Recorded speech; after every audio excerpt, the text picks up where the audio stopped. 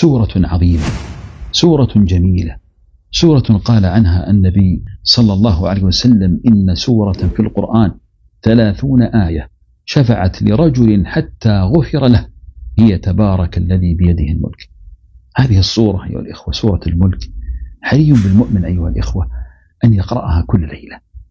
إن كنت تحفظها فخير وبركة، اقرأها حفظا، وإن كنت لا تحفظها فاقرأها ولو من المصحف، ولكن اجعلها في وردك، اجعلها في وردك في كل يوم، فإنها بإذن الله تعالى سوف تكون شافعة لك. يقول عن ابن مسعود رضي الله عنه قال: يؤتى الرجل في قبره فتؤتى رجلاه فتقول رجلاه: ليس لكم على ما قبلي سبيلا. الآن يجي يأتي إلى ملائكة، تأتي إلى رجل الميت في قبره، فإذا وصلوا إليه تقول يعني: ليس لكم على ما قبلي سبيلا. لماذا؟ كان يقوم يقرأ بي سورة الملك.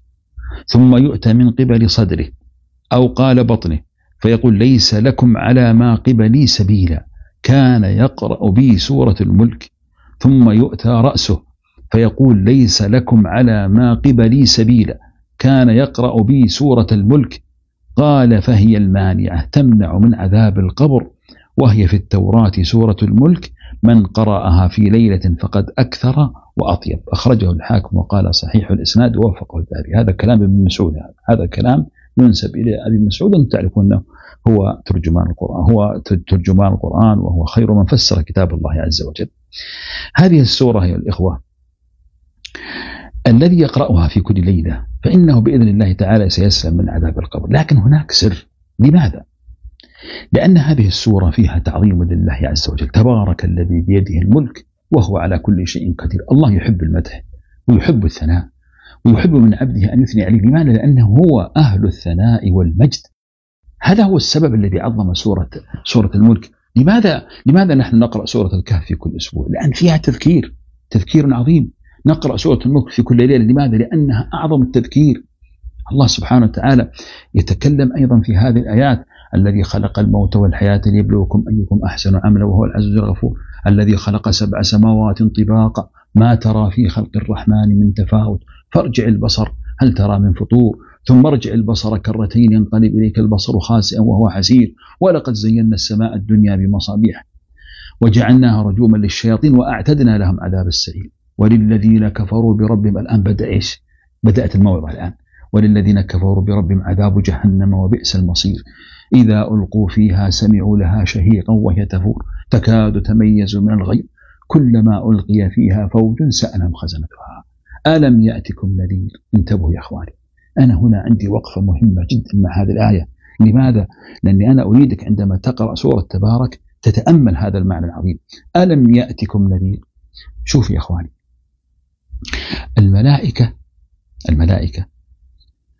تسأل أهل النار يوم القيامة عندما يدخلون إلى النار: ألم يأتكم من ينذركم؟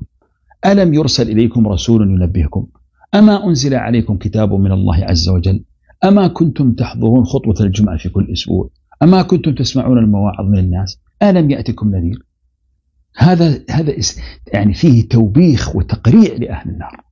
قالوا: بلى قد جاءنا نذير فكذبنا، ما صدقنا في الدنيا، استهزأنا في دين الله، سخرنا من أهل الدين، ما كنا نأبه بالدين أصلا، الدين هذا كان آخر شيء نفكر فيه في حياتنا. فاعترفوا بذنوبهم، خلطوا عملا صالحا وآخر سيء. ماذا قال الله؟ قال: عسى الله أن يغفر لهم. هنا الله عز وجل يقول عسى في حق الله، يعني سوف يغفر الله لهم. أيوة، لاحظوا معي ما الفرق؟ الفرق أن الذي اعتذر في دنياه سوف يغفر الله له، والذي اعترف بعد أن دخل في القبر لن يغفر الله له. لماذا؟ لأن الاعتراف في الدنيا كان وقت الإمهال، وقت العمل، وقت الفرصة اللي ممكن أنت تتوب وممكن ترجع إلى السيئة. فأنت لما تعترف في دنياك وترجع إلى ربك في وقت قدرتك على العمل، الله يغفر لك وأبشر بالخير من الله. لكن الذي يعترف بعد أن دخل إلى النار ماذا يستفيد؟ فسحقا لأصحاب السعير. لازم تنتبه عند الوقوف مع هذه الآية أنه لا ينفعك أي صوت إذا انتهت مهلتك في هذه الحياة. فاعترفوا بذنبهم فسحقا لأصحاب السعير. ثم يذكر بعد ذلك الله عز وجل كلاما جميلا عن أحبابه: إن الذين يخشون ربهم بالغيب لهم مغفرة وأجر كبير. شوف، جاب ثنتين: مغفرة وأجر. ليش ما قال لهم أجر فقط؟ لأن المغفرة هي الستر، يستر الله ذنوبهم. يا أحبابي، والله لولا ستر الله علينا يمكن ما حد يسلم علينا، لكن الله ساترنا.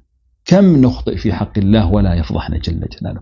أسأل الله إخواني أخواتي أن يجعلنا ممن يحبون هذه السورة ويكثرون من ذكرها أكثر من قراءتها، ففيها أكبر وأعظم موعظة، وفيها الثناء على الله، ولعلها أن تكون منجة لنا في قبورنا. صلى الله وسلم على نبينا محمد.